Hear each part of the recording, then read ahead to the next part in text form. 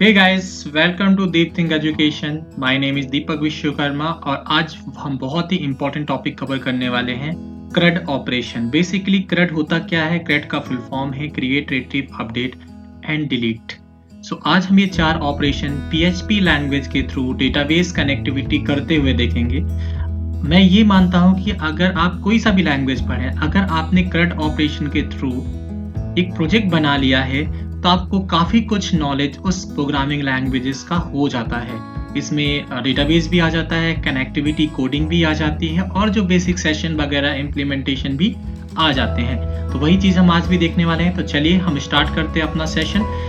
PHP को run करने के लिए हमारे मशीन में कुछ बेसिक सॉफ्टवेयर इंस्टॉल होने चाहिए।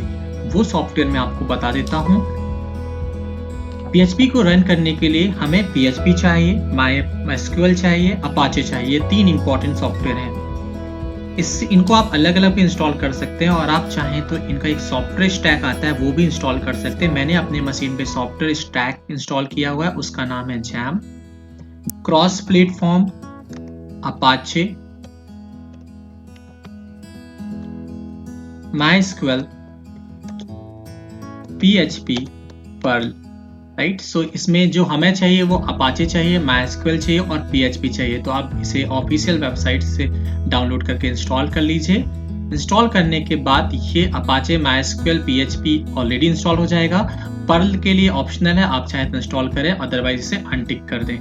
इंस्टॉल करने के बाद इस टाइप से आपको जैम सर्वर का कंट्रोल पैनल मिलेगा। इस टाइप से इसे आप यहाँ से, ये ऑलरेडी स्टार्टेड है, इसे आप स्टार्ट कर दीजिए। आपके मशीन पे ये स्टार्ट करने के लिए बोलेगा तो आप इन दोनों को स्टार्ट कर दीजिए। अपाचे इंस्टॉल करेंगे तो सर्वर ऑन हो जाएगा, MySQL इंस्टॉल करेंगे तो डेटाबेस पे आप वर्क कर पाएंगे। सो इसे मैं मिनिमाइज कर देता हूँ, इसे क्लोज कर देता हूँ। अब जो जैम सर्वर है वो बेसिकली इंस्टॉल होता है C ड्राइव पे। सो हम C ड्राइव पे चलते हैं। C ड्राइव के अंदर जैम फोल्डर बन जाता है। जैम फोल्डर के अंदर हमें जाना है htdoc के अंदर। अब ये जो htdoc होता है, जिसे हम बोलते हैं हाइपरटेक्स्ट डॉक्यूमेंट, यहाँ पे PHP के प्रोजेक्ट्स होते हैं। इनिशियल डायरेक्टरी PHP की htdoc फोल्डर होता है। सो अब जो भी हम प्रोजेक्ट बनाएंगे, हमारे प्रोजेक्ट का जो सोर्स डेस्टिनेशन होगा वो यही होगा। सोर्स डेस्टिनेशन मतलब सोर्स फाइलों का सोर्स यही होगा। तो आप एक फोल्डर बना लें। हम बना लेते हैं MyCRUD। सो स्मॉल में कर दिया मैंने इसको, MyCRUD, और ये एक फोल्डर है। अब इस फोल्डर के अंदर हम सारे प्रोजेक्ट्स बनाने वाले हैं। राइट, सो इस फोल्डर को हम एक एडिटर में ओपन कर लेते हैं, क्योंकि हमें कोडिंग करना है तो हमें एडिटर चाहिए। एडिटर सबलाइन भी हो सकता है, VS कोड भी हो सकता है, आप नोटपैड पे भी काम कर सकते हो। अदर टाइप के भी एडवांस एडिटर अवेलेबल है, जैसे नोटपैड++ भी है, एडोब ड्रीमवीवर भी है, वो भी आप यूज कर सकते हो। बट जिसमें भी आप फैमिलियर हो वही यूज करो। मैं जो फैमिलियर हूँ वो VS कोड पे हूँ, तो मैं इस फोल्डर को ओपन विथ VS कोड करता हूँ तो ये फोल्डर ओपन हो जाएगा मेरे विजुअल स्टूडियो कोड एडिटर में। राइट, इसमें अभी कोई भी फाइल नहीं बनी हुई है। सो हम CRUD ऑपरेशन परफॉर्म करने वाले हैं। तो CRUD ऑपरेशन में हम create, retrieve, update and delete देखेंगे। तो एक हम एडमिन पैनल टाइप का प्रोजेक्ट बनाने वाले हैं जिसमें ये चारों ऑपरेशन इनकॉर्पोरेट होंगे। सो लॉगिन से लेके होम पेज, फिर होम पेज के बाद अगर आपको डेटा डिलीट करना है तो डिलीट कैसे करना है, एडिट करना है तो एडिट कैसे करना है, एडिट करने के बाद उसे अपडेट करना है तो अपडेट कैसे करना है, लॉगआउट फंक्शनैलिटी कैसे वर्क करती है। तो हम इस प्रोजेक्ट पे सेशन को भी इंप्लीमेंट करेंगे, जिसके थ्रू अगर सेशन क्रिएट नहीं होता है, मतलब लॉगिन जब आप करते हैं तभी सेशन क्रिएट होना चाहिए। अगर सेशन क्रिएट नहीं होता और किसी पेज को आप डायरेक्टली एक्सेस करते हो तो वापस वो आपको लॉगिन पेज में भेज दे, तो हमारा सिक्योरिटी इंप्लीमेंटेशन भी हो जाएगा। कोई भी अनऑथराइज्ड पर्सन किसी भी पर्टिकुलर पेज को एक्सेस भी ना कर पाए, यही हमारी अभी डिमांड भी रहेगी। तो चलिए स्टार्ट करें। तो एक हम लॉगिन पेज बना लेते हैं। तो login.php, लॉगिन अगर हमारा सक्सेसफुल होता है तो हम बनाते एक home.php पे पहुंच जाएंगे, home.php, और एक लास्ट में हम लॉगआउट पेज भी बना लेते हैं, logout.php। जब आप लॉगआउट बटन पे क्लिक करोगे तो logout.php पे चले जाओगे। ये कुछ पेजेस हमने बना लिए। एक इंसर्ट भी बना लेते हैं, तो insert.php। इंसर्ट के बाद एक अपडेट भी देख लेते हैं, अगर जरूरत पड़ा तो अपडेट पेज, नहीं तो अदरवाइज हम किसी और के थ्रू भी अपडेट परफॉर्म कर सकते हैं। ठीक है, देखेंगे इस पेज की अगर जरूरत पड़ेगी तो हम यूज करेंगे। अपडेट हो गया। डिलीट रह गया, तो डिलीट के लिए किसी पेज की जरूरत नहीं है, बट फिर भी अभी हम फिलहाल के लिए इनिशियल लेवल पे एक डिलीट पेज भी बना लेते हैं। तो ये हमने कुछ पेजेस बना लिए हैं। चलिए स्टार्ट करते हैं लॉगिन पेज से। एक स्ट्रक्चर हम बना लें HTML का। सो शॉर्टकट यूज किया हमने VS कोड का, तो HTML5 का स्ट्रक्चर आ गया। टाइटल को कर देते हैं हम लॉगिन। बॉडी के अंदर चाहते हैं और बॉडी के अंदर हम स्टार्ट करते हैं अपना लॉगिन फॉर्म बनाने के लिए। सो एक हम डिवीजन ले लेते हैं, div डॉट लॉगिन फॉर्म। सो लॉगिन फॉर्म क्लास होगा उस डिवीजन का, राइट। सो एक हमने बॉक्स बना लिया, उस बॉक्स के अंदर हम फॉर्म बनाने वाले हैं, एक लॉगिन फॉर्म बनाने वाले हैं। तो बेसिकली लॉगिन फॉर्म पे हम देखेंगे यूजर आईडी हमें चाहिए, एक पासवर्ड फील्ड होनी चाहिए और सबसे नीचे एक लॉगिन फील्ड होनी चाहिए, और एक हम देखेंगे अगर आप फॉरगेट कर गए हो, भूल गए हो, तो वो भी हम लिंक देने वाले हैं। तो चलिए स्टार्ट करें। तो फॉर्म हम ले लें और मेथड आप चाहो तो गेट यूज करते हो, पोस्ट यूज कर सकते हो। तो बाय डिफॉल्ट अगर आप कोई मेथड डिफाइन नहीं करते हो तो गेट होती है, जो कि एक इम्प्लीमेंटेशन में ठीक है, लेकिन अगर आप इसे डिप्लॉय करना चाहते हो तो use post method, because post method secure होता है। पोस्ट मेथड का डेटा पेज के थ्रू एक जगह से दूसरी जगह जाता है, मतलब HTTP के थ्रू जाता है डेटा, और गेट मेथड का जब हम यूज करते हैं तो डेटा URL के थ्रू जाता है, और जब URL के थ्रू डेटा जाता है तो इवन पासवर्ड भी आप इंटर करेंगे तो URL में वो पासवर्ड रीडेबल फॉर्म में दिखाई देगा। तो बेटर है कि आप पोस्ट मेथड का यूज करो। तो मैं भी यहाँ पे पोस्ट मेथड का यूज कर रहा हूँ। अब फॉर्म के अंदर गए, फॉर्म के अंदर हमें दो फील्ड चाहिए, तो हम लेबल ले लें। सो एक लेबल हमने ले लिया, साथ हमें क्या चाहिए, एक इनपुट टाइप टेक्स्ट चाहिए, तो हमने एक इनपुट टाइप टेक्स्ट ले लिया। सो ये हमारा लेबल हो गया। लेबल के अंदर जो फॉर एट्रीब्यूट होता है, यहाँ पे हमें क्या देना होता है, आईडी ऑफ इनपुट एलिमेंट। तो यूजर नेम के लिए हम बना रहे हैं तो हमने आईडी दे दिया UN। Label open and close के बीच में लिखते हैं यूजर नेम, और जो इनपुट टाइप टेक्स्ट हो और नाम भी मैं इसको यूजर नेम कर देता हूँ। आईडी हमें वही करना जो फॉर के अंदर हमने मेंशन करा था लेबल में, UN ही कर दिया हमने। लास्ट में हमने इसको BR लगा दिया तो लाइन ब्रेक हो गई। सेम चीज और हमें यही करनी है पासवर्ड के लिए, तो इसे कॉपी पेस्ट करते हैं और यहाँ पे हम पेस्ट कर दिया। पासवर्ड के लिए हमने PS कर दिया और ID PS कर दिया हमने, और टेक्स्ट हम ले लेते हैं password, input type text name हम यहाँ पे ले लेते हैं पासवर्ड, और ID हमें वही लेना है जो हमने फॉर के अंदर लिखा है PS। ID फॉर की वैल्यू और ID की वैल्यू सेम होनी चाहिए। इसके पीछे सिंपल सा रीजन ये है कि हम ये चाहते हैं कि जो लेबल प्रॉपर्टी है वो इस इनपुट एलिमेंट के साथ अटैच हो जाए। तो इन दोनों में एक प्रॉपर्टी कॉमन होती है। फॉर के अंदर जो वैल्यू होती है लेबल के अंदर, वही वैल्यू उस इनपुट एलिमेंट के ID के अंदर होती है। तो ये जो दोनों लेबल और इनपुट एलिमेंट है वो एक ही फैमिली के हो जाते हैं, आपस में वो कंबाइन हो जाते हैं। सेम हमने नीचे भी वही करा है। BR टैग हमने ले लिया, एक बटन ले लेते हैं इनपुट टाइप सबमिट, और इसकी वैल्यू हम लेंगे लॉगिन, क्योंकि हम उस बटन के ऊपर क्या चाहते हैं, लॉगिन लिखा हुआ था, हमने लॉगिन ले लिया। और एक एंकर टैग ले लेते हैं HREF, जिसमें हम फॉरगेट, अगर यूजर ने पासवर्ड भूल गया है तो उसे रिट्रीव करने के लिए हम एक forget.php फाइल बनाएंगे, बट अभी नहीं बनाएंगे, बाद में बनाएंगे। सो इसमें जो दिखने वाला पार्ट है ओपन एंड क्लोज टैग के बीच में मैं लिख देता हूँ forget password। सो जब यूजर इस लिंक पे क्लिक करेगा तो बेसिकली होगा ये कि आप forget.php पे चले जाओगे, बट अभी ऐसा कोई पेज है नहीं, राइट। इसको हम बाद में बनाएंगे। चलिए एक बार इसका व्यू देख लें कैसा आ रहा है। सो हमारा जैम सर्वर रनिंग में है, परफेक्ट रनिंग में। हम चलते हैं हमारे ब्राउजर पे। यहाँ पे हमें मेंशन करना है लोकल होस्ट के बाद हमें मेंशन करना है हमारे फोल्डर का नाम। तो फोल्डर का नाम क्या था, चलिए चेक कर लेते हैं। I think PHP CRUD something था, माई CRUD था, not PHP CRUD, my CRUD/login.php, ये हमारा पेज का नाम है। सो इस टाइप से कुछ डिजाइन आया है। अभी डिजाइन प्रॉपर फॉर्मेटेड तो नहीं है, बट चलिए हम इसको प्रॉपर फॉर्मेटेड बनाएं। इसके लिए हमें स्टाइल शीट लेना होगा, इसके लिए हमें स्टाइल अप्लाई करना होगा उन लेबल और इनपुट एलिमेंट्स में। तो चलिए इंटरनल स्टाइल शीट का यूज करते हैं हम, और हमें लेबल पे चेंजेस चाहिए। सो बेसिकली लेबल एक इनलाइन एलिमेंट होता है और उसकी विड्थ फिक्स्ड होती है। इसका मतलब ये हुआ कि जो यूजर नेम एंड पासवर्ड आप इस लेबल के अंदर डालोगे तो इनमें जितने कैरेक्टर होंगे उसके हिसाब से लेबल की विड्थ फिक्स होती है। बट हम ये चाहते हैं कि लेबल हम एक साइज दें, लेबल की विड्थ हम दें, राइट, तो फ्लेक्सिबल हो ये रहा है कि यूजर नेम और पासवर्ड के बीच में नंबर ऑफ कैरेक्टर्स फिक्स नहीं है, इस वजह से जो इनपुट एलिमेंट्स है वो आगे पीछे दिख रहे हैं। हमें प्रॉपर अलाइन करना है। अगर हम लेबल की वैल्यू को, लेबल की विड्थ को फिक्स कर दें, राइट, तो ये प्रॉपर अलाइंड हो जाएंगे लेबल, और लेबल अगर प्रॉपर अलाइंड हुए तो इनपुट एलिमेंट्स तो वैसे भी प्रॉपर अलाइंड होते हैं, सेम साइज के होते हैं, तो इनपुट एलिमेंट्स भी प्रॉपर हो जाएंगे। तो चलिए, तो लेबल की जो विड्थ होती है वो फिक्स होती है, उसे हम पहले फ्लेक्सिबल करते हैं। उसके लिए हम यूज करेंगे डिस्प्ले ब्लॉक, इनलाइन ब्लॉक, और देन जैसे ही इनलाइन ब्लॉक किया तो जो लेबल की विड्थ होती है वो फ्लेक्सिबल हो जाती है। अब हम लेबल की विड्थ को डिफाइन कर सकते हैं। विड्थ 150 पिक्सल देके देख लेते हैं। अब आप देखेंगे तो आपको एक थोड़ा सा आउटपुट प्रॉपर दिखा। ये देखिए 150 पिक्सल का स्पेस मिल गया, तो ये प्रॉपर अलाइंड हो गया, दोनों लेबल का विड्थ मिल गया, तो सेम विड्थ मिली, तो ये टेक्स्ट बॉक्स भी, इनपुट टेक्स्ट बॉक्स भी प्रॉपर अलाइंड हो गए। अब हम थोड़ा सा स्पेस भी चाहते हैं, तो चलिए स्पेस ले लें। लेबल स्पेस हमें क्रिएट करना है, पैडिंग के थ्रू कर लेते हैं। काम बॉटम पे कर लेते हैं 10 पिक्सल का। पैडिंग हमने लगाई 10 पिक्सल की, तो आप देखोगे यहाँ पे एक स्पेस मिल गया, दोनों लेवल के बीच में स्पेस मिला, तो इनपुट एलिमेंट के बीच में भी स्पेस हमें मिल गया। ठीक है, सो ये सब कुछ सही था। दूसरा, अब हम ये देखते हैं कि ये अभी लेफ्ट अलाइंड है, हम ये चाहते हैं सेंटर अलाइंड हो गई। लेफ्ट क्यों जा रहा है? फॉरगेट पासवर्ड, ये सब ठीक है, आप चेक करें, फॉरगेट पासवर्ड लिख के, परफेक्ट।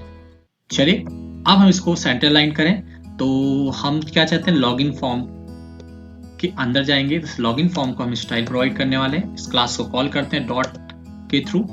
अब इस फॉर्म को हम पहले फ्लेक्स बना लेते हैं। फ्लेक्स क्या होता है? बेसिकली एक बॉक्स बन जाएगा, फुल साइज का बॉक्स बन जाएगा, और उसके अंदर कंटेंट, जो फॉर्म से लेकर फॉर्म ओपन क्लोज इतना कंटेंट, इसको हम सेंटर लाइन करेंगे।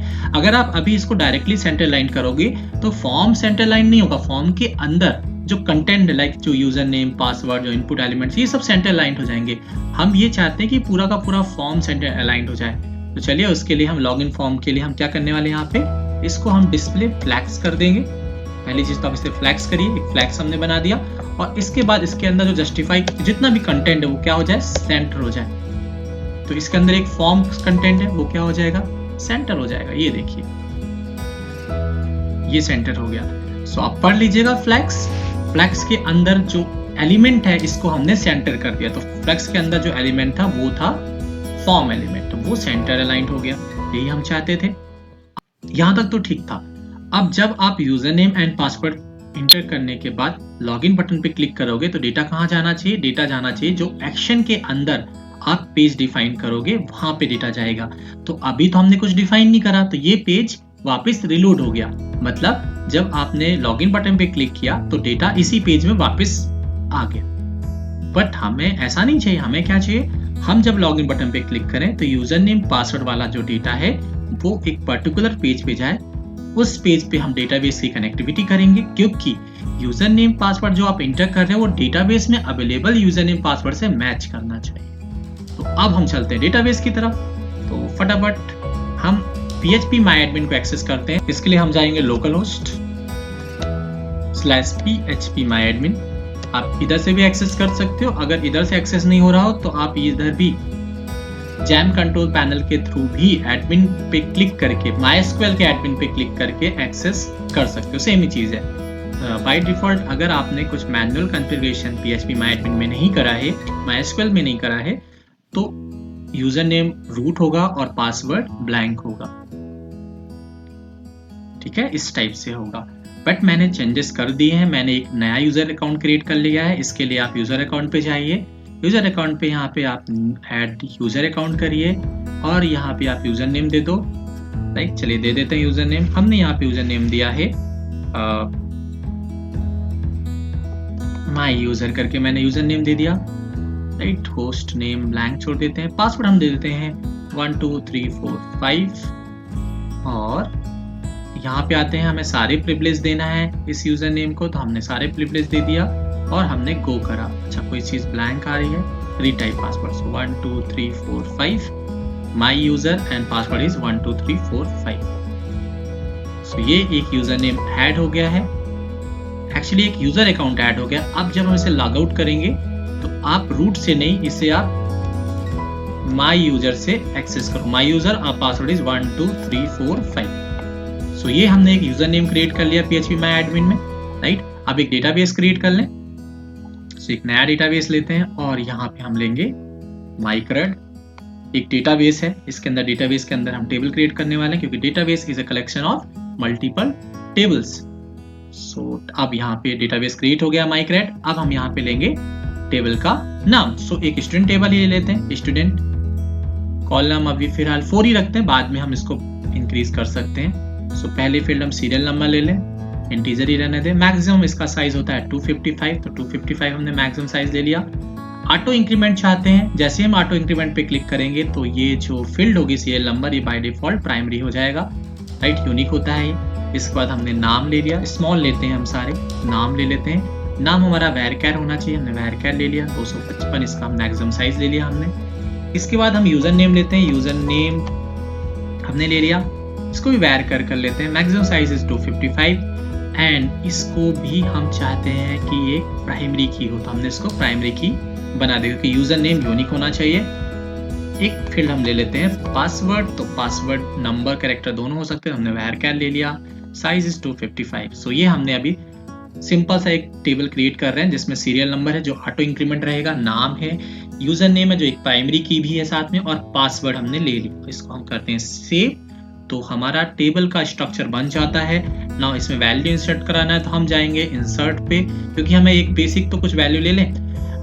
सीरियल नंबर पे हम कोई डेटा नहीं देंगे क्योंकि ऑटो इंक्रीमेंट होगा। नाम पे हम दे देते हैं, लाइक हमने दे दिया नाम पे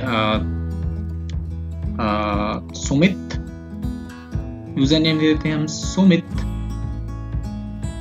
19, सुमित 2000 हम दे देते हैं, पासवर्ड 1 2 3 4 5, ये हमने दिया सुमित 2000, पासवर्ड 1 2 3 4 5। चलिए इसको गो करने के बाद ये डेटा क्या होगा, स्टोर हो जाएगा हमारे उस टेबल पे। तो आप देखोगे ये डेटा आ गया, serial number 1 Sumit, Sumit 2000, 1 2 3 4 5 is password. ये आपके डेटाबेस में टेबल भी क्रिएट हो गई और एक हमने रिकॉर्ड भी डेटाबेस में इंसर्ट कर दिया यूजिंग PHP माई एडमिन इंटरफेस।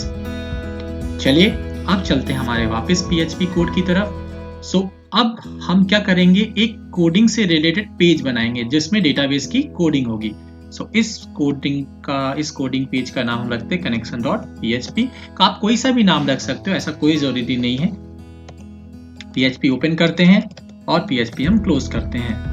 सो अभी पहला जो स्टेप होता है डेटाबेस से कम्युनिकेट करने के लिए, वो होता है डेटाबेस कनेक्शन क्रिएट करना। तो डेटाबेस से कनेक्शन क्रिएट करने के लिए कुछ इंपॉर्टेंट वेरिएबल हमें इनिशियलाइज करना होगा। चलिए वो चलते हैं। एक तो पहले हमें होस्ट नेम क्या होता है। सो एक हमने वेरिएबल ले लिया होस्ट, और इसके अंदर हम होस्ट नेम डालेंगे लोकल होस्ट, ये जैम के लिए होता है, सेमीकोलन। देन इसके बाद हमने यूजर नेम करा।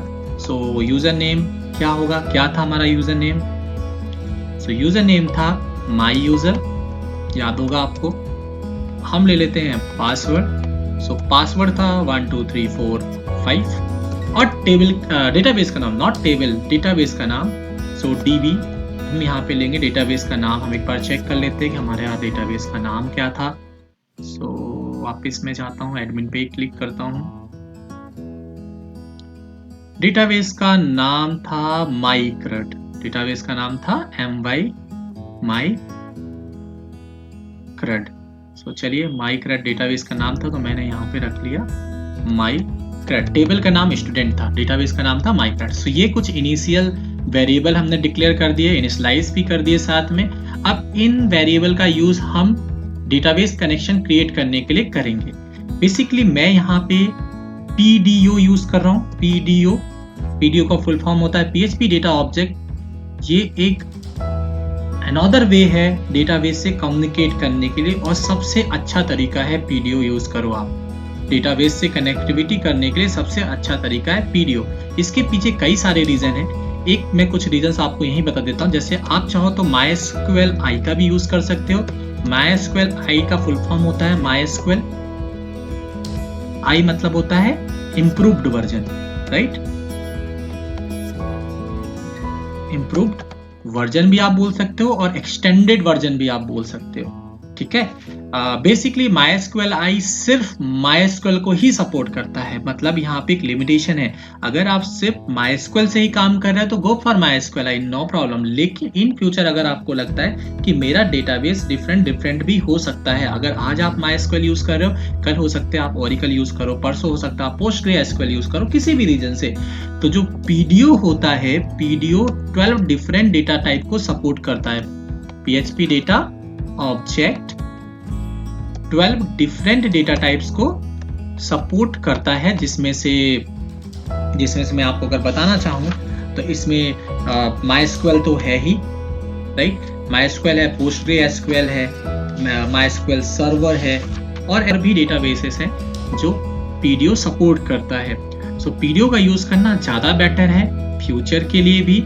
और अगर आप PDO पढ़ लेते हो तो अगर आप कोई कंपनी में भी चाहते हो वहां कोई सा भी डेटा यूज हो, PDO अगर आपको आता है तो कोई प्रॉब्लम नहीं आएंगी। तो हम PDO ही पढ़ रहे हैं और बहुत सिंपल है PDO, ज्यादा डिफरेंस नहीं है MySQLi एंड PDO पे, बट फंक्शनैलिटी में काफी डिफरेंसेस है।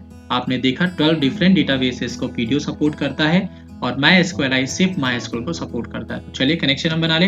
तो PDO के थ्रू कनेक्शन क्रिएट करने के लिए हमें एक ऑब्जेक्ट बनाना होता है, तो हम एक ऑब्जेक्ट बना लेते हैं। तो ऑब्जेक्ट का नाम लिख देते हैं हम dbcon। dbcon बेसिकली ऐसे आप वेरिएबल लो जिसके नाम से समझ में आया कि DB कनेक्शन। सो वेरिएबल ऐसे लेना चाहिए जो आप कहीं भी यूज करो तो उस वेरिएबल को देखते ही आपको पता चल जाए कि इस वेरिएबल के अंदर होगा क्यों। तो वेरिएबल आप कोई सा भी ले लो, न्यू करना है हमें, PDO को हमने करा, एक ऑब्जेक्ट बनाया PDO का, तो dbcon एक ऑब्जेक्ट बनाएगा और जिसके अंदर बहुत सारी पावर होंगी। तो देखिए PDO के अंदर कुछ हमें पैरामीटर पास करने होते हैं। अभी इनिशियल लेवल पे 3 इंपॉर्टेंट पैरामीटर होते हैं। लास्ट पैरामीटर होता है हमारा पासवर्ड का, सो मैं पासवर्ड पास कर देता हूँ। सेकेंड लास्ट होता है यूजर नेम का, सो मैं यहाँ पे यूजर नेम पास कर देता हूँ। और जो फर्स्ट पैरामीटर होता है वो होता है हमारा डेटाबेस, कौन सा आप यूज कर रहे हो, इसके बाद डेटाबेस से रिलेटेड इंफॉर्मेशन। सो चलिए हम यूज करते हैं, हम डेटाबेस को यूज कर रहे हैं MySQL कॉलन। देन इसके बाद आपका होस्ट क्या है, तो होस्ट भी हम दे देते हैं। होस्ट है हमारा $होस्ट के अंदर डेटा था, तो होस्ट हमारा क्या हो गया यहाँ पे, होस्ट हमारा यहाँ पे हो गया local host. So host equal to local host. और इसके बाद हमारा डेटाबेस का नाम क्या है, तो हम यहाँ पे लिखेंगे DB नेम। सो ये जो कनेक्शन स्ट्रिंग के अंदर जो MySQL कॉलन होस्ट लिया, होस्ट और DB नेम, ये प्री डिफाइंड है लेबल, ये मैंने नहीं दिए, प्री डिफाइंड है। बट इसके बाद इक्वल के बाद जो वैल्यू दे रहे हैं वो हमने डिफाइन करी, वो वेरिएबल के नाम हम पास कर रहे हैं। सो $DB। बस इससे ये होगा कि एक तो आपने डेटाबेस डिफाइन कर दिया, होस्ट आपने बता दिया और डेटाबेस भी बता दिया ये डेटाबेस क्या है। देन यूजर नेम पासवर्ड ही आपने दे दिया, ठीक है। सो ये हमने ये इंपॉर्टेंट 3 पैरामीटर हमने पास कर दिए। सो dbcon एक ऑब्जेक्ट बन जाएगा और इसके अंदर पूरी फंक्शनैलिटी होगी PDO की, कनेक्शन स्ट्रिंग होगी PDO की। चलिए चेक करें कि ये वर्क कर रहा है कि नहीं कर रहा है। अगर ये सब कुछ सही था तो हम एक बार समथिंग लाइक इको कराते हैं, एक मैसेज प्रिंट कराते हैं कनेक्शन एस्टैब्लिश्ड का, और कुछ अगर मिस्टेक होगी तो एरर आएगा। सो हम अभी फिलहाल connection.php को डायरेक्टली कॉल करते हैं। सो चलिए लोकल होस्ट migrate connection.php, अगर ये इको करता है कोई एरर नहीं आती तो कोई दिक्कत नहीं है। सो देखिए कनेक्शन एस्टैब्लिश आ रहा है, इको हो रहा है, मतलब कि उस लाइन पे कोई एरर नहीं है, सब कुछ सही है, बहुत बढ़िया। ये हमारा एक कनेक्शन बन गया। अब ये कनेक्शन आपको बार बार लगेगा, जब भी आपको कनेक्शन ओपन करना होगा, डेटाबेस से कम्युनिकेट करना होगा, तो ये कोड बार बार लगेगा। तो हमने एक सेपरेट फाइल बना ली है। अब इस फाइल को थ्रू इंक्लूड और रिक्वायर मेथड के थ्रू हम अपने अदर PHP पेज में यूज कर सकते हो। तो हमें बार बार इस कोड को लिखना नहीं पड़ेगा, हम इसे इंक्लूड कर लेंगे अपने पेज के अंदर using require and include method. चलिए ये हमारा एक connection.php बन गया। अब हमारा एक पेज हम बना लेते हैं logcheck.php। हमने एक logcheck नाम का PHP का एक पेज हमने बना लिया। इसके अंदर बेसिकली हम लॉगिन चेक करवाएंगे कि हमारा लॉगिन सही हुआ कि नहीं। अब इस logcheck तो हम क्या चाहते हैं, जब आप लॉगिन बटन पे क्लिक करो तो हमारा डेटा इस logcheck.php पे जाए, मतलब हम logcheck.php पे डेटा को भेजेंगे यूजिंग पोस्ट मेथड। तो हम यहाँ पे आ जाएंगे। जो डेटा आ रहा है उसे पहले हम वेरिएबल पे रिट्रीव कर ले। तो हमने वेरिएबल ले लिया यूजर नेम, या आप इसे यूनेम कर दो, यूनेम। और ये डेटा किसके थ्रू आ रहा है, किस मेथड के थ्रू हो रहा है, HTTP की पोस्ट मेथड के थ्रू हो रहा है। तो हम यहाँ पे यूज करेंगे PHP का सुपर ग्लोबल वेरिएबल पोस्ट। तो $_पोस्ट एरे के अंदर हम देंगे यूजर नेम इनपुट एलिमेंट का नाम। तो पहले वाले इनपुट एलिमेंट का नाम था यूजर नेम, तो हमने यहाँ से इसका नाम कॉपी करा और यहाँ पे हमने पेस्ट कर दिया। पोस्ट मेथड के थ्रू यूजर नेम एलिमेंट के नाम के अंदर जो भी डेटा होगा वो यूनेम के अंदर स्टोर हो जाएगा। सेम चीज हम पासवर्ड के लिए कर लें, तो हमने पास किया। $पोस्ट के थ्रू ये भी डेटा आ रहा है, तो हमने यहाँ पे सेम चीज करी जो कि हमने ऊपर करी थी। बेसिकली पासवर्ड क्या है, दूसरे वाले इनपुट एलिमेंट का नाम है। लॉग चेक में ये 2 वेरिएबल के अंदर यूजर नेम पासवर्ड आ जाएगा जो यूजर ने दिया है। अब हमें क्या चाहिए, हमें कनेक्शन चाहिए। तो जो हमने connection.php फाइल बनाई थी उस कोड को या तो हम पूरा यहाँ फिर से लिखें, अदरवाइज हम उस फाइल को अपने इस पेज में इंक्लूड कर लेते हैं। तो इंक्लूड करने के लिए 2 इंपॉर्टेंट मेथड है, एक तो इंक्लूड खुद है और दूसरा एक रिक्वायर मेथड है।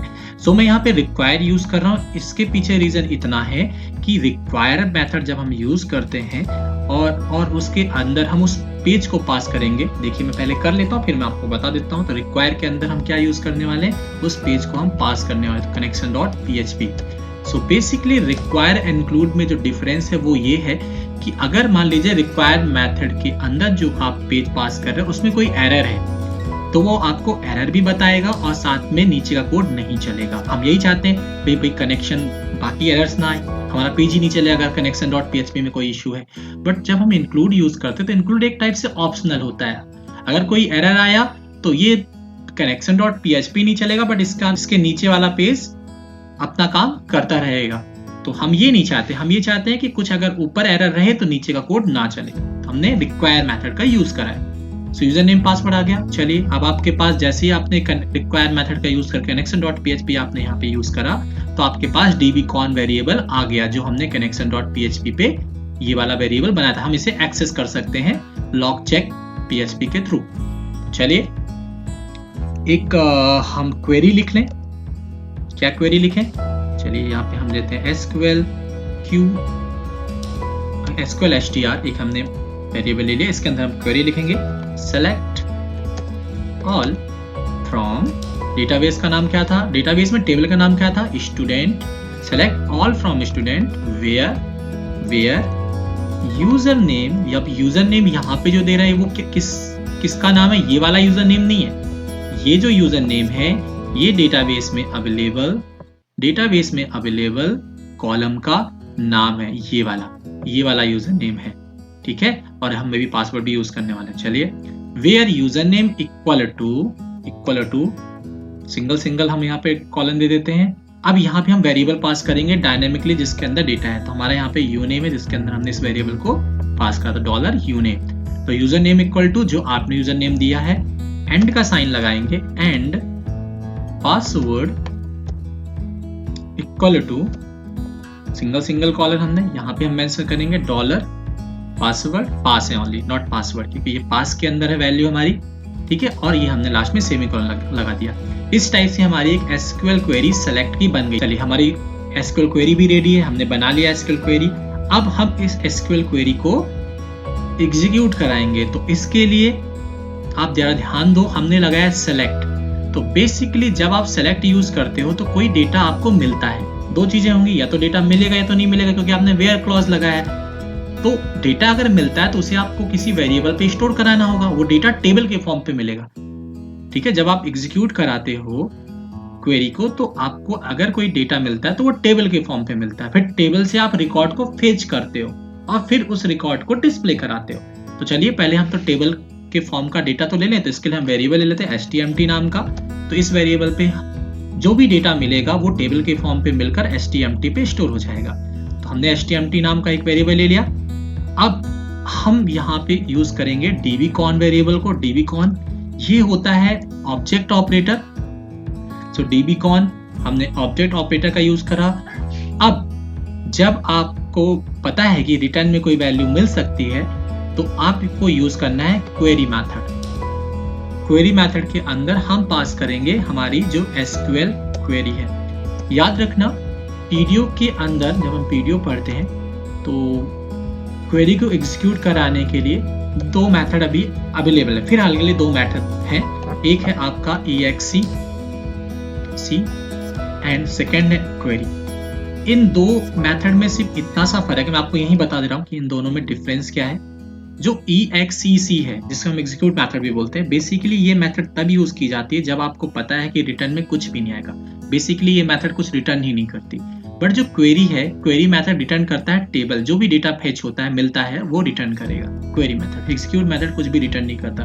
तो जब भी आपको लगता है कि जहाँ कुछ डेटा हमें मिलता है तो आप क्वेरी यूज करो, और जब आपको लगता है जहाँ कोई डेटा नहीं मिलता, जैसे हमने कहा डिलीट ऑल, तो डिलीट ऑल में कोई आपको टेबल नहीं मिलेगा, राइट। सो आप एग्जीक्यूट यूज करो, ठीक है। इंसर्ट करते हो तो इंसर्ट पे तो आप खुद डेटा दे रहे हो, आपको डेटा नहीं मिल रहा है तो आप एग्जीक्यूट यूज करो। बट क्वेरी जैसे आपने सेलेक्ट यूज करा तो भाई आपको क्वेरी चलाना होगा, क्वेरी तभी तो आपको डेटा मिलेगा, इसलिए मैंने यहाँ पे क्वेरी फंक्शन का यूज करा है। सो HTMT में टेबल आ जाएगा। रो काउंट मेथड होती है PHP के अंदर, वो हम चला के देख लेते हैं HTMT पे। अगर कोई रो मिल गई तो भाई कोई डेटा मिल गया, मैचिंग डेटा मिल गया, तो आप लॉगिन पेज से सक्सेसफुली आप किस में चले जाओ, होम पेज पे चले जाओ। और अगर कोई रिकॉर्ड मिला ही नहीं तो उस केस में आप क्या हो, आप वापस लॉगिन पेज पे चले जाओ फिर से। चलिए एक स्टेटस नाम का वेरिएबल ले लेते हैं। बेसिकली स्टेटस वो काउंट स्टोर करेगा रो मिली या नहीं मिली। चलिए हम HTMT का यूज करेंगे ऑब्जेक्ट ऑपरेटर, क्योंकि जो टेबल है वो HTMT के अंदर है। इसके अंदर हम लगाएंगे रो काउंट मेथड। अब रो काउंट मेथड से क्या होगा, अगर कोई रिकॉर्ड मिलती है तो वो स्टेटस नाम के वेरिएबल पे आ जाएगा, और कोई रिकॉर्ड नहीं मिलता तो स्टेटस नाम के वेरिएबल पे क्या आएगा, 0 आएगा। एक बार इको करा के देख लेते हैं स्टेटस को क्या हुआ। चलिए लॉग चेक में सब कुछ सही है, सब कुछ सही है, सब कुछ सही है, कोई दिक्कत नहीं यहाँ पे कोई प्रॉब्लम नहीं है। लॉगिन पेज पे जाते हैं, ठीक है, यहाँ पे सब कुछ सही है। अब चलिए हम उस लॉगिन पेज को कॉल करते हैं। सो login.php। अब आपको पता है यूजर नेम क्या था, नहीं पता है तो हम अभी गलत डालते हैं, लाइक हमने यहाँ पे एडमिन डाल दिया। अब जब आप इसे इंटर करोगे तो देखो क्या होगा, जो रो काउंट मेथड है वो क्या दे रही है, आंसर 0, कोई रिकॉर्ड मिली ही नहीं। लेकिन अगर यूजर आईडी पासवर्ड सही होता, जो कि सुमित 2001-234 है, तो उसके केस में देख लेते हैं। सुमित 2001-234-5 है, बिल्कुल सही है। तो लॉगिन केस में देखते हैं आप क्या आउटपुट मिल रहा है रो काउंट मेथड के थ्रू, 1, बिल्कुल काम चल रहा है। तो चलिए यहाँ पे हमें सिर्फ एक सिंगल कंडीशनल स्टेटमेंट यूज करना है। कहाँ गया हमारा लॉग चेक, ये है, हटा देते हैं इको। अगर स्टेटस की वैल्यू जिसके अंदर रो काउंट आ रहा है, अगर स्टेटस की वैल्यू 0 से बड़ी है, मतलब मैचिंग डेटा मिला है, तो मैचिंग डेटा मिला है तो आप किस पेज में चले जाओ, होम पेज पे चले जाओ। और अगर नहीं मिला है तो आप किस पेज में चले जाओ, वापस login.php पे चले जाओ। तो रिडायरेक्ट करने के लिए एक पेज से दूसरे पेज में जाने के लिए PHP पे एक फंक्शन होता है हेडर, एक मेथड होता है हेडर की स्पेलिंग गलत, मैं सॉरी करता हूं, हेडर के अंदर डबल कोट्स के अंदर हम लोकेशन डिफाइन करेंगे, लोकेशन कॉलन कहाँ पे जाना है, home.php भेज दो भाई। अगर हमारा यूजर नेम पासवर्ड करेक्ट है, कोई रिकॉर्ड मिला, और अगर कोई रिकॉर्ड नहीं मिला है तो उसको मैं कॉपी करता हूँ, एल्स के अंदर पेस्ट कर देता हूँ लोकेशन, इसको मैंने कर दिया login.php के अंदर। तो होगा ये कि रो काउंट मेथड के थ्रू HTMT के अंदर कोई टेबल है तो रो काउंट मेथड उसके अंदर रिकॉर्ड को चेक करेगा कि कितने रिकॉर्ड मिले।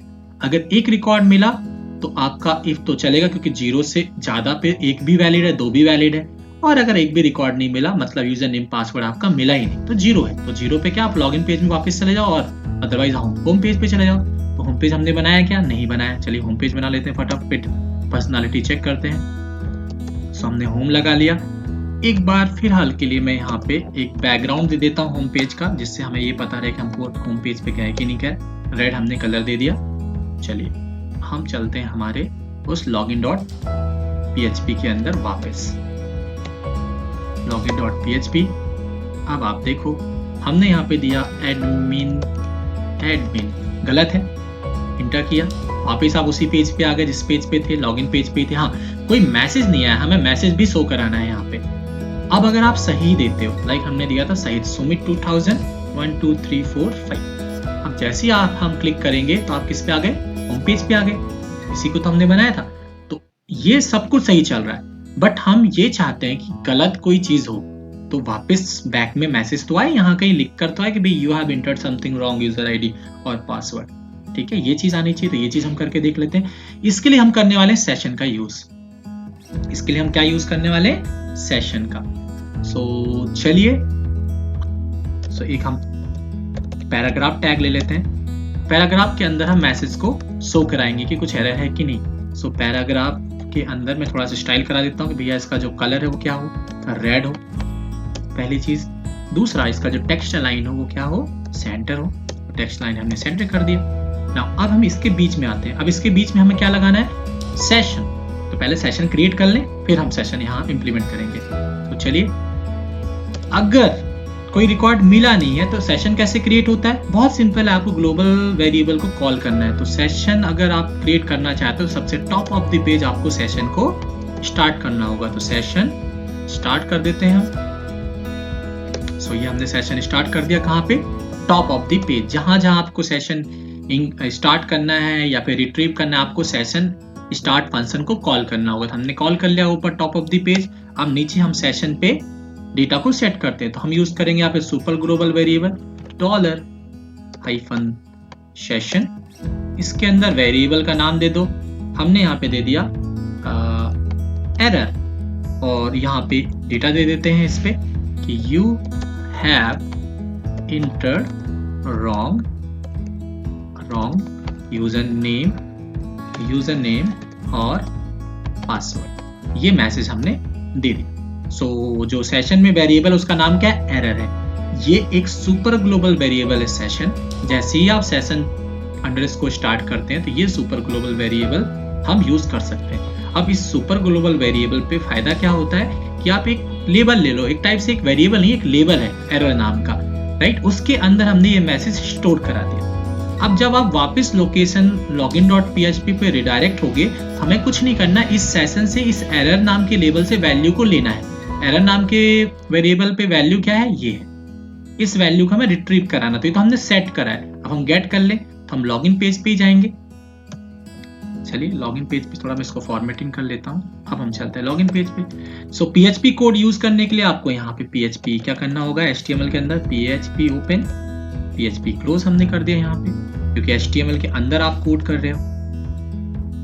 यहाँ से P गायब हो गया, ये सही कर देता हूँ। हाँ, अब हमें सेशन से डेटा को गेट करना है, तो हम क्या लगाएंगे, यहाँ पे इको लगाइए। यहाँ पे इको हमने लगाया, और इसके अंदर वही सुपर ग्लोबल वेरिएबल ही लेंगे। क्या लेंगे हम, सेशन, और इसके अंदर लेबल कौन सा था, एरर था। बस हमने इको करा दिया। इको जो एरर के अंदर, एरर लेबल के अंदर जो भी मैसेज है वो प्रिंट हो जाए। लेकिन आप सेशन कैसे यूज नहीं कर सकते, आपको ऊपर टॉप ऑफ द पेज बताना होगा कि आप सेशन का यूज करने वाले हो, तो आपको सेशन स्टार्ट करना होगा। तो मैंने यहाँ ऊपर टॉप ऑफ द पेज में PHP ओपन करा, PHP क्लोज करा, और यहाँ पे हमने बता दिया सेशन स्टार्ट, हमने कर दिया। जैसे ही आप सेशन स्टार्ट करोगे टॉप ऑफ द पेज, इससे क्या होगा, इससे ये होगा कि ये जो इको है सेशन ग्लोबल वेरिएबल, इसे हम एक्सेस कर सकते हैं। तो हमने एक्सेस करा। चलिए एक एरर आएगी, क्योंकि जब ये login.php ओपन होगा पहली बार, तो सेशन तो सेट होगा नहीं, तो एरर जो वेरिएबल होगा, लेबल होगा, वो ब्लैंक होगा। तो चलिए देख लेते हैं एरर मिल रही कि नहीं मिल रही। अगर नहीं मिल रही है तो बहुत बढ़िया, मिल रही है तो हम इसको सही करते हैं। तो इसको हम करेंगे रिलोड। तो आप देख रहे होंगे यहाँ पे अनडिफाइंड एरे की एरर समथिंग, ये मैसेज आ रहा है। वही आ रहा है कि जो एरर है, जो की है, लेबल है, वो अनडिफाइंड है। तो इसके लिए हम ये चेक कर लेते हैं, ये जो इको तभी चले जब सेशन के अंदर एरर के अंदर कोई डेटा हो। तो इसके लिए एक मेथड होती है PHP की, वो होती है इस सेट मेथड। तो if isset, right, isset session error, अगर सेशन के अंदर एरर नाम के वेरिएबल में कोई डेटा है तो ही ये इको करे, अदरवाइज नहीं करे। कुल मिला के जो इस सेट मेथड का काम ये होता है, चेक करना होता है कि क्या सेशन के अंदर, एरर के अंदर कोई डेटा है। अगर एरर के अंदर कोई डेटा है तो ये ट्रू हो जाएगा, और ट्रू हो जाएगा तो इको कर जाएगा। और एरर के अंदर कोई डेटा नहीं है तो ये फॉल्स हो जाएगा, फॉल्स में ये कोड नहीं चलेगा। ठीक है, तो मैं एक और चीज कर लेता हूँ, ये जो मैंने इसको डिप के अंदर किया है इसको मैं डिप के बाहर कर देता हूँ। ठीक है, ये सब चलिए अब देखते हैं हम वापस, ये अब कोई एरर नहीं है, अब हमारा जो मैसेज है यहाँ मिलेगा। फॉर एग्जाम्पल आपने एडमिन प्रेस किया जो कि गलत यूजर नेम पासवर्ड था, हमने लॉगिन पे किया, you have entered wrong user name and password. अगर आप राइट यूजर नेम पासवर्ड देते हो लाइक सुमित 2000 1 2 3 4 5 और इसको हम करते हैं लॉगिन, परफेक्ट चल रहा है। इसको आप वापस करते हो, रिलोड करते हो, बट आप देखो रिलोड करने के बाद भी क्या हो रहा है भाई, ये तो you have entered wrong user name and password है, मतलब स्टिल वो सेशन पे एरर नाम के वेरिएबल के अंदर डेटा है। तो हमें सेशन से उस डेटा को खत्म भी करना हो, जैसे ही प्रिंट हो गया डेटा खत्म कर दो भी, तो हम यूज करेंगे डॉलर, नहीं यहाँ पे फंक्शन है सेशन अंडरस्कोर अनसेट। पहली चीज तो ये कर लो, अनसेट मतलब सब खत्म हो जाएंगे, जितने भी वेरिएबल है सेशन के सारे खत्म हो जाएंगे। और एक होता है सेशन अंडरस्कोर डिस्ट्रॉय, हमने डिस्ट्रॉय भी कर दिया। अब जो दिक्कत थी अब वो आप देखो क्या होगा, खत्म हो गई, यस गायब। सो ये रहा हमारा CRUD ऑपरेशन का फर्स्ट पार्ट, जिसमें हमने लॉगिन पेज देखा है, लॉगिन पेज से कैसे हम होम पेज पे गए ये हमने देखा है। दूसरा हमने सेशन को इम्प्लीमेंट करा है कि यूजर आईडी पासवर्ड गलत होता है तो बैक वापस लॉगिन पेज पे कैसे एरर मैसेज को दिखाया जा सकता है।